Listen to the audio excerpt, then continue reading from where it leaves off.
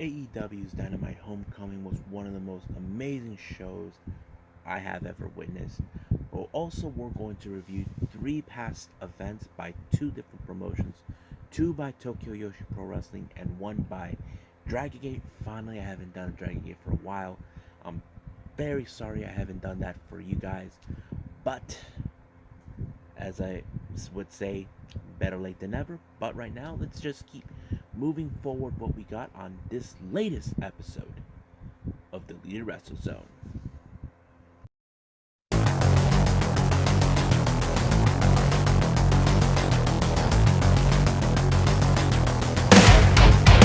Are you ready? Get up, get up! Get up, get up! Get up, get up! Get up, get up! Get up, get up! Get up, get up!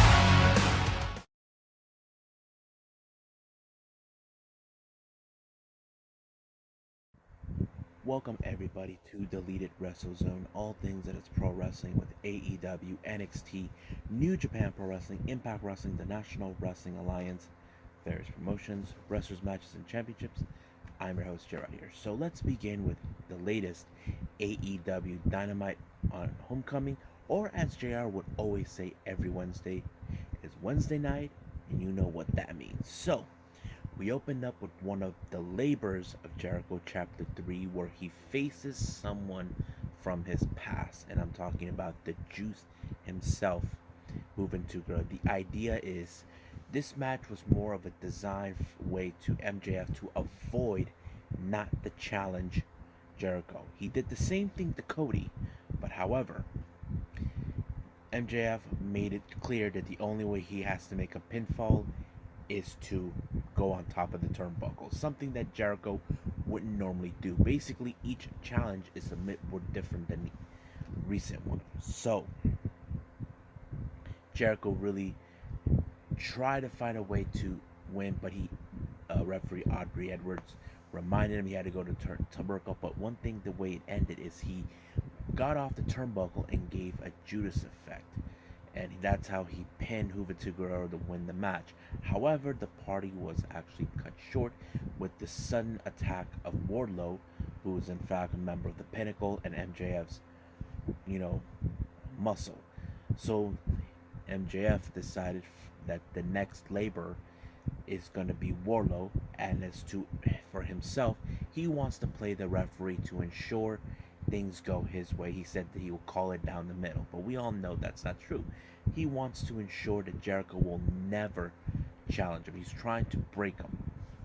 So we'll see what happens when that match happens. As you know, for recent weeks, since the arrival of El Idolo, he's been trying to stir up the pot with Death Triangle. Basically, he is trying to convince Penta and Rey. Now, a week ago, we saw they diverted the Lucha Brothers away from Pac when they first arrived, and now it's the opposite result. This time, it's Pac who was diverted to the wrong venue, while Andrade is trying to convince them to join him because he believes they're better off with him. The thing is this: the Lucha Brothers are not working for Pac. They're a brotherhood. They're three guys that do whatever they want, however they want. So, in a way, Andrade, he wants to convince them that way. However, he was scheduled for an interview when the Lucha Brothers turned him down. They even have Fuego del Sol there only because they needed someone to clean his shoes. And of course, he was humiliated by Andrade. But also, Andrade made it clear, as long as they're still with Pac, they'll never win the tag team titles. So that is something that Andrade is trying to tell them. You guys are on a losing streak because of him. But we'll see what happens then. Now, the Dark Order are practically know what happened. They're practically are not affected by the fact that they lost. The one person who has is Hangman Adam Page. So he made a decision to step away from his friendship for the time being away from the Dark Order.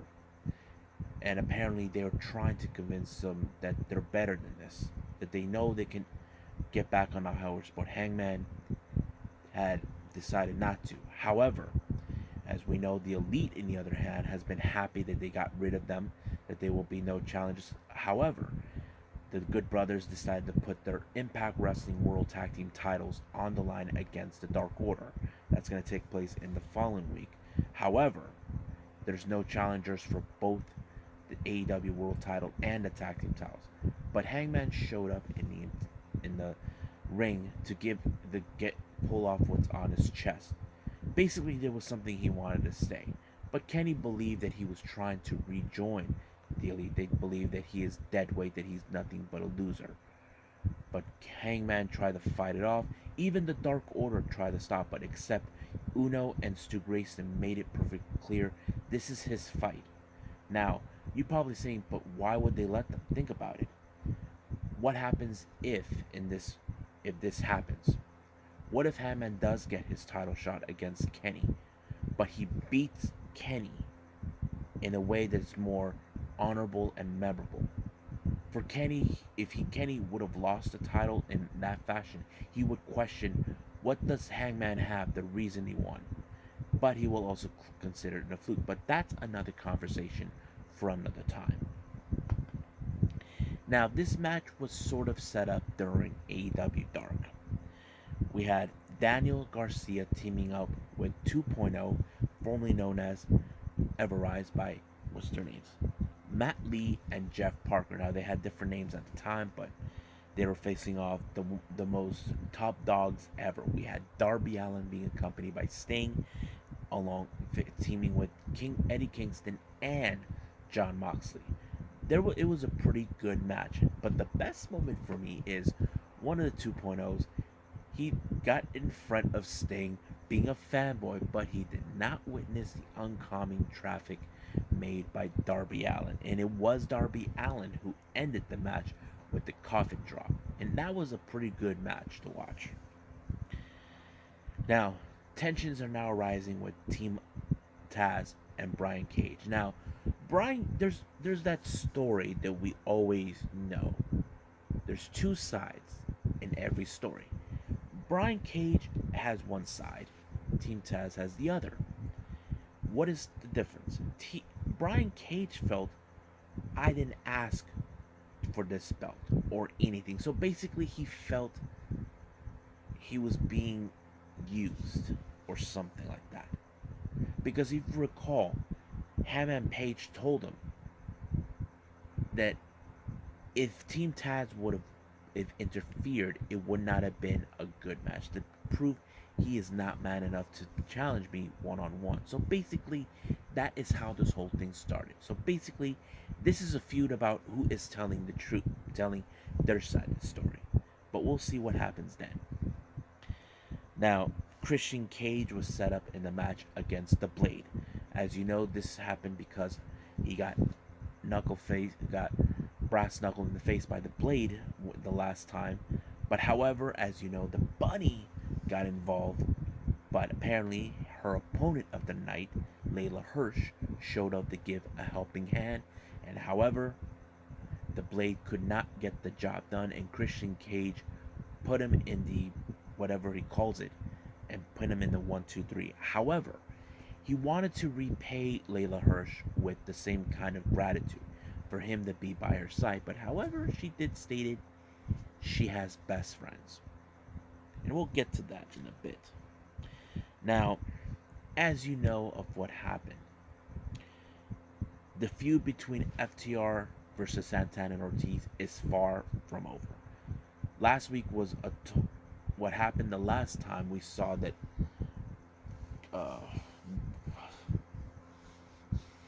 Cash Wheeler, his arm got cut and he was bleeding badly, so he's going to be out. So this is a match it will continue. So it's still unclear when will it happen, but we'll be waiting for it. Excuse me. Now we get to the TNT title. We have Lee Johnson taking on Mero. I have to say it was a pretty good match. Despite the fact that Mero won, I feel that Lee Johnson was put over because Miro is the kind of guy who actually, how do I say this, is the big tough dude who will put your opponent down like that. Lee Johnson did everything that he did to put him down as much as possible, but it wasn't enough. Apparently, he put him in the bent camel clutch, and of course, referee called it. It was already over. Miro retained the title. Now we get to the NWA Women's World Championship Eliminator. Now, as you know, we were supposed to have Serena Deeb taking on Camille in this little rematch, but however, because she got hurt yet again, the NWA decided to set up an eliminator match. They chosen the Bunny and Layla Hirsch. The match was pretty good. However, they had a surprise guest. I'm talking about Camille. I did not expect Camille would show up. Now, this is a very interesting thing for all of us. Now we're seeing NWA roster members appearing at AEW. This is something I did not think. There was talk about this before, but this is another conversation for another time. So we'll explain that later. I may put that in the podcast this coming Sunday. But however, Camille wasn't the only one there. So was Nyla Rose. But the match was pretty good. Now, Layla Hirsch played it smart. She knew she could try to put the Bunny in the armbar position many times over. She tries to avoid it, but however, Layla was finally able to pull it off, forcing her to tap out. And I have to say, the match between Camille and Layla Hirsch is going to be great. Now, Camille, she's a tall lady. She may look at Layla Hirsch that she's just a pesky small girl who could do anything. Well, we'll see what happens because there's the old saying, never judge a book by its cover, and that's exactly what Layla Hirsch is. Now, we haven't seen Jade Cargill for some time as a wrestler. She's been making appearances, sending videos, but apparently looks like she's coming back. We'll see what happens. It's still unclear where, but I'm assuming she will have a match some point. Speaking of that, I might have skipped certain parts. Yes, I did. I skipped one. Yeah, I did skip something. As you know, Britt Baker, who is now getting ready, doesn't have an opponent for her title, but however, she received a surprise visit from Red Velvet, and she's going to challenge her, and she put her title on the line on the first day of Rampage, which is next Friday, in Pittsburgh, which is ironically her hometown where she's originally from. She's currently living in Florida, but however, she lives down, and she is a Pittsburgh girl, so you can tell why. So that's going to be an interesting match. Now let's get to the main event between Malakai Black and Cody. I have to say this match really put Malakai Black over. Reason I feel that way is because we know how talented Malakai Black went prior before coming to AEW was. And I have to say, WWE has a tendency to tell the wrestlers to cut majority of their moves that they normally do. Malakai did more than that. And I feel that this is what we should have seen from the start, but however, you know how WWE's, they tell them you have to limit it to certain ones. But what happened, the match ended with the spinning heel kick, putting Malakai Black on top to win the match. Cody seems like he gave a pretty good promo talking about his family lineage. He seems like he was going to retire. Now, I'm not sure if that was the case, but Malakai once again made it clear that he was the one who was going to put down the old horse. So, the real question is Cody Rhodes going to retire, or this is his way of saying, I'm going to take a break? So, we'll see what happens on next week on Dynamite.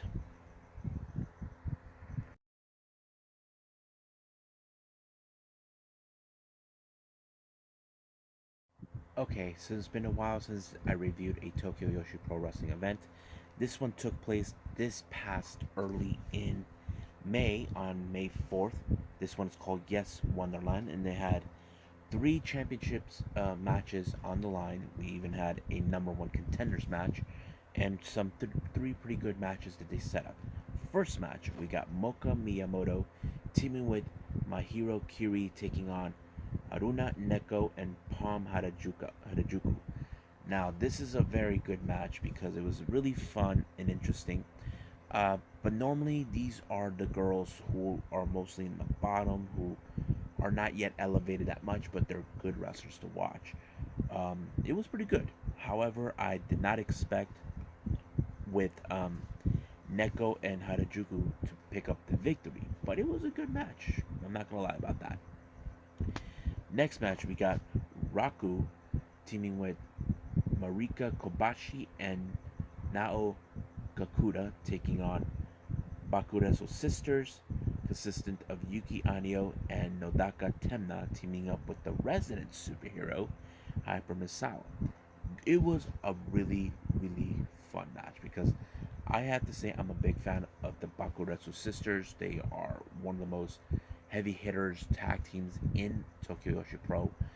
And as for Hyper Misawa, she is a fun wrestler to watch because she is very hyper when it comes to being a superhero.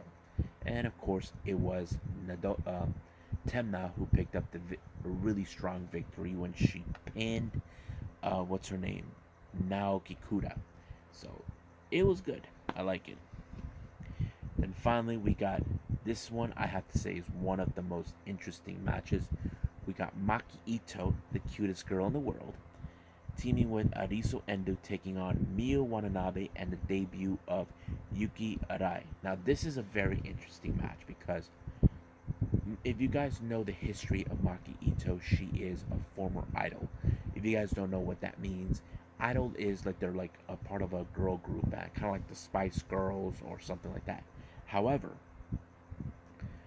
this new girl Yuki Arai is also from a current idol group. I don't really know the names of them, but it was a really good match, I have to say. But it was Maki Ito who picked up the victory when she submitted, of course, Yuki Arai in this one, and she had some interesting, harsh but true words that she had to say.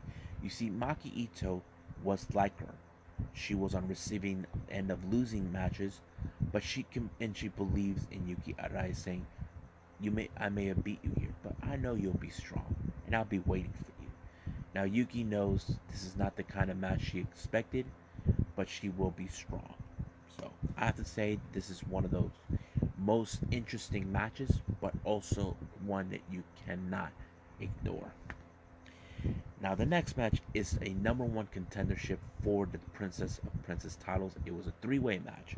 We got Shoko Nakajima, Mizuki, and Yuka Sakazaki. Now keep in mind, she's now returned back to Tokyo Joshi Pro. She made it safe. Her excursion's already done. Now, here's the interesting part. Both Nakajima and Sakazaki are two of the three girls who already been the Princess of Princess champion.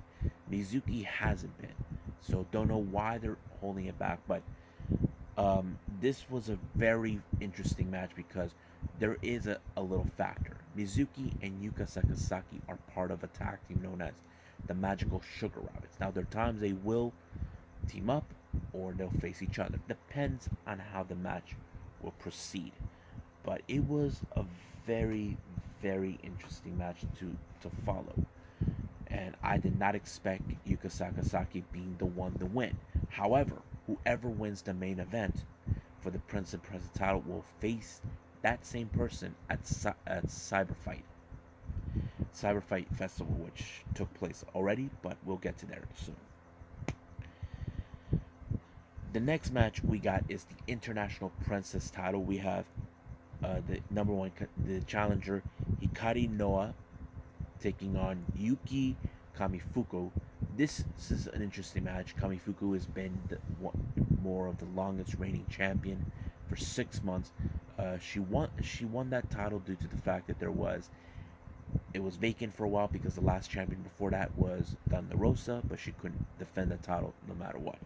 But This match was very interesting. Now, Hikari Noah mentioned before this match that she dedicated this match to her friend Sina Shira, who apparently had to leave wrestling due to her health, and she believes that if she does won this title, that she will honor her memory no matter what. Because Cena, we all know she's a good wrestler, but however, her health has to come first. But Hikaru, I have to say, she is one of the only of the three up girls that that actually was in this match. Now, if you guys don't know this, there is a girl group in the promotion, like their own idol group, consisted of Mia Watanabe, Raku, and of course Hikari Nao.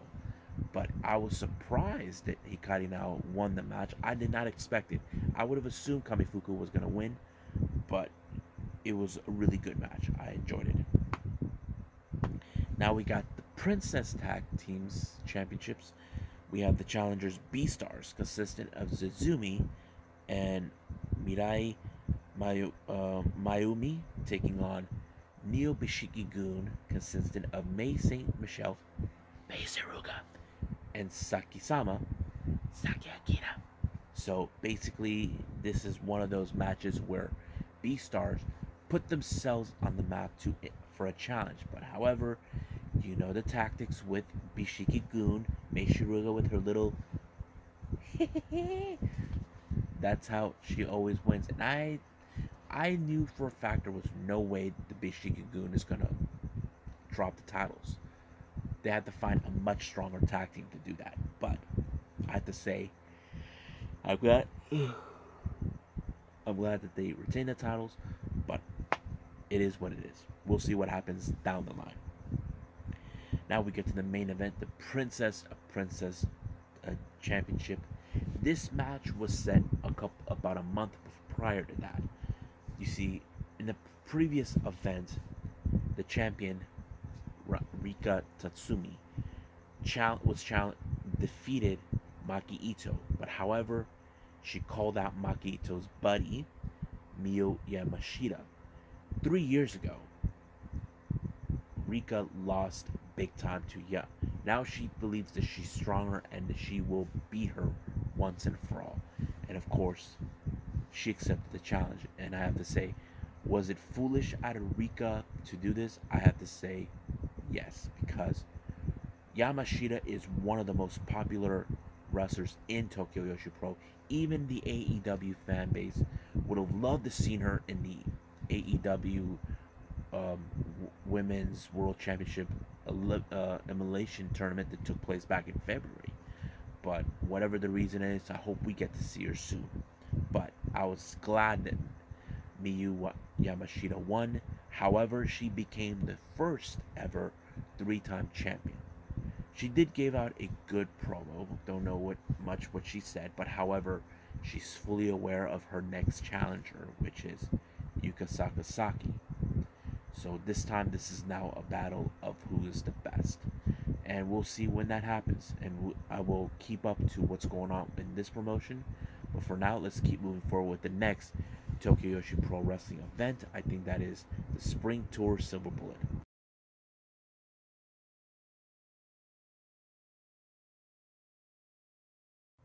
Okay, so right now we're in the following day leading up to the aftermath of, or shall we say, the fallout of Tokyo Joshi Pro's, yes, Wonderland. So this one took place on the 5th of May. Now, I failed to mention this. There were no audience in both these shows. The reason is because of the recent resurgence that took place, surge that took place with the COVID-19, but they managed to pull through no matter what. The opening match, we have Haruna Neko taking on Rika Tatsumi. As you know, Rika Tatsumi just recently lost the Princess of Princess titles, and now she's faced off against Haruna Neko. Now, Haruna Neko is a real fun child, but however, when it comes to Tatsumi, she is one tough cookie who, you know for a fact that she's going to win no matter what. She is one of the stronger competitors, and she pulled it off pretty well. And she won her match by I don't remember the name of her move, but that's pretty much it. comfortable with that. Second match, we got B Star, Suzumi, and Mirai Miyumi taking on Yamamoto and Miya Watanabe. Now, B Stars may have lost the tag team title match, but they continue to show how strong they can be. At first, I would have assumed that it was going to be Moka Miyamoto and Miya Watanabe because Miya Watanabe is one of the most stronger competitors too. She is one of the strong wrestlers I've ever witnessed watching. But however, B Stars won thanks to what's her name, Zazumi, who picked up a very strong victory in this match. Now, do I think she has high hopes to be a champion? I do believe that, but we'll see when we get there. Next match, we got Eruzu Endo, Hyper Misawa, and Shoka Nakajima taking on Bakuretsu Sisters, Yuki Inouye, Nodaka Temna, and of course teaming up with the former International Princess Champion Yuki Kamifuku. This one showed how Kamifuku and Bakuretsu are the strongest faction. They are the strong because Bakuretsu were the previous tag team champions and Kamifuku the previous international champion. But it showed how strong they are. But in fact, it was Kamifuku that picked up the victory when she pinned Arizu Endo for the 1-2-3 on this one. Next match, we got Mahito Kiri teaming up with Nao Kakura taking on what's her name, Pam Harajuku, and the new International Princess Champion Hikari Nao.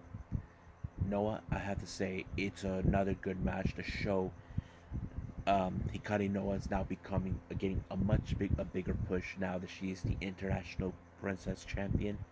I have to say, it was a pretty good one. But, however, I did notice how they gave her the opportunity to pick up the victory when she put Now in the submission. Now in previous time was unable to obtain the International Princess title from Kamifuku, but now there's look like a chase of bitterness. But it was a really good match, but we'll see from there. The next match we have Marika Kobayashi teaming with the Magical Sugar Rabbits, Mizuki and Yuka Sakazaki taking on Raku and Maki Ito and the new Princess of Princess Champion Miyu Yamashita. It was a pretty good match, but however, I did not expect Kobayashi to pick up the victory when she pinned Raku. So this is one of those matches that kind of fits in a perfect way. But however, the match between both Sasaki and Yamashita is still being top of discussion, but we'll see what happens when we get to that match in coming time.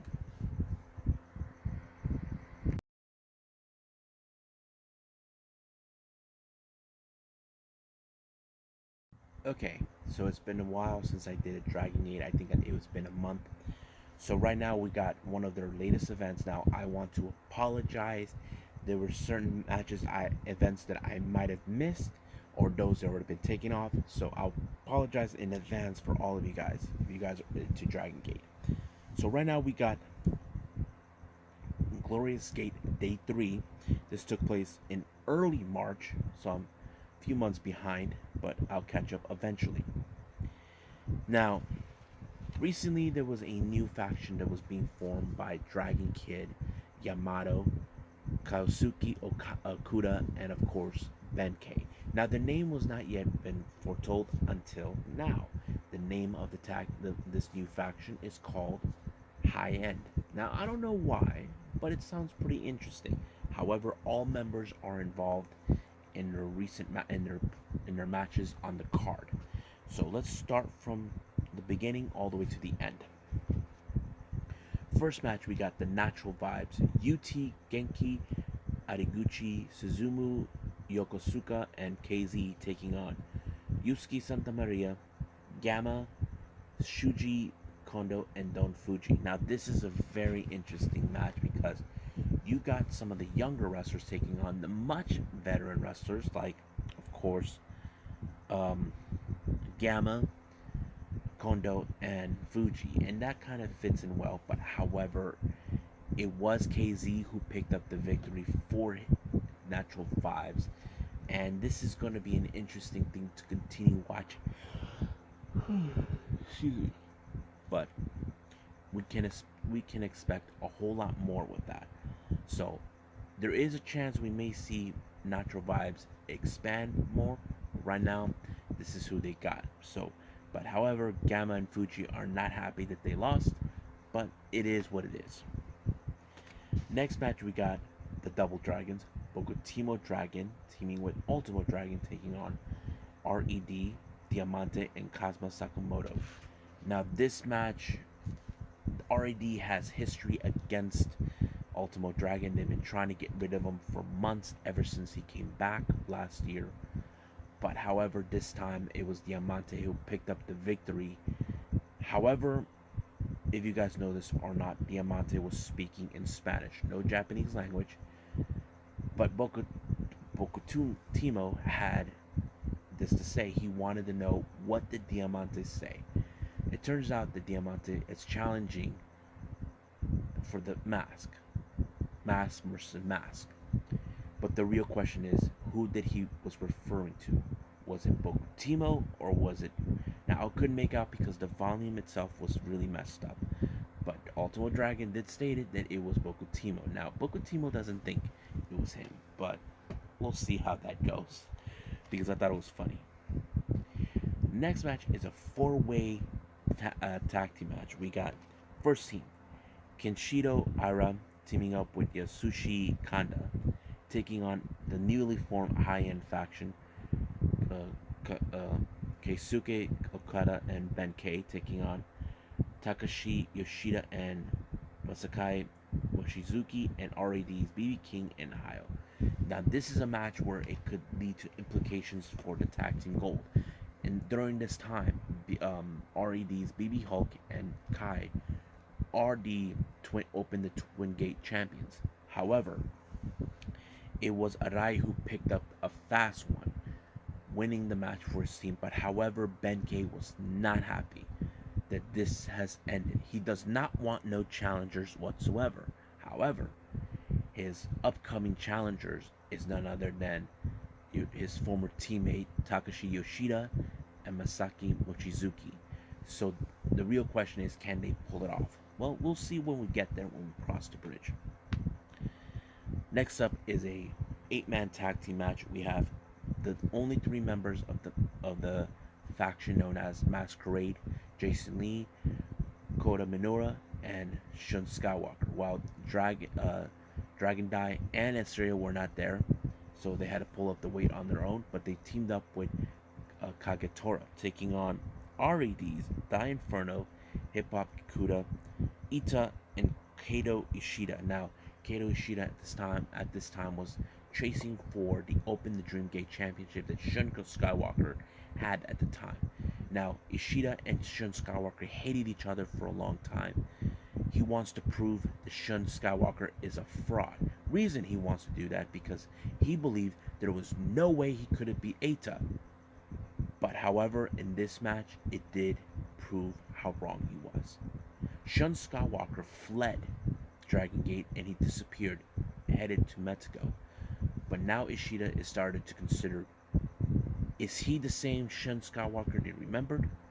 Well, we'll find out soon enough, because their match is in Osaka, which is the upcoming event, and I will cover that soon enough. Now, the next match we have is singles competition from members from High-End and RAD. First one, we got Dragon Kid taking on SB Kento. Now, SB Kento has removed Dragon Kid's mask many times over. He wants to expose him for the fraud that he is. However, once again, SB Kento removed his mask during the match, but this is far from over between both these two men. Yamato comes out calling out for Kai, and Kai wants to play mind games. But however, every trick. However, SBK screwed up. He hit Kai, and of course, they lost the match. However, the general manager, I don't know his name, set up a good stipulation for an event called Dead or Alive. But all four of these men will be involved. SB Kento will be teaming with Dragon Kid, while Kai and Yamato will team up in a steel cage match. Now, here's the stipulation: loser of the match will be in another match. As you know, it's hair versus hair or hair versus mask. So basically, if Yamato and Kai lost, their hairs will be on the line. But if SB Kento and Dragon Kid lost, it's going to be hair versus hair match. So this is a very interesting stipulation. I can't wait to see it when we get there. However, they received a surprise visit for Masato Yoshino, who is now officially retired, but he hasn't made his return. But RED has had it with Masato Yoshino. They want him gone. They've been doing that for a long time. They want wrestlers that they feel they need to go. It's time for them to leave.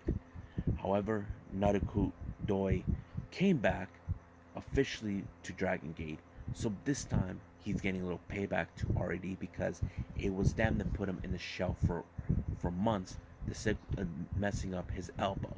So now RED have something to fear, and that's going to be Naruku Doi, who is one half of Speed Muscle with Masato Yoshino, and I think I'm excited to see what else I might have missed, but I'll review them soon.